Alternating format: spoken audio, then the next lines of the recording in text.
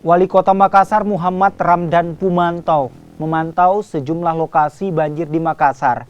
Dani Pumantau ingin melihat secara langsung kondisi banjir terutama di daerah terparah seperti Perumnas Antang dan juga Kompleks Kodam 3 di Biringkanaya, Makassar.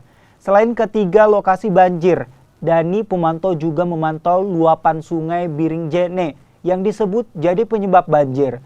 Wali Kota Makassar pun akan melakukan koordinasi dengan sejumlah pihak agar solusi banjir bisa ditemukan.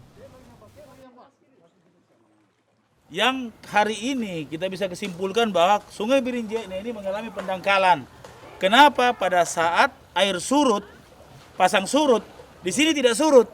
Berarti Sungai Biringjene ini tidak mengalami pesurutan. Berarti ada sumbatan sampai ke laut. Nah, sehingga kami akan segera mendesak Balai Pompengan, ya, karena ini adalah persoalan yang tiap tahun, bahkan tahun ini sudah 3 kali. Ini baru pertama kali pada saat saya jadi wali kota dan 2 kali sebelum saya jadi wali kota tahun ini. Nah, sehingga ini tidak boleh dibiarkan.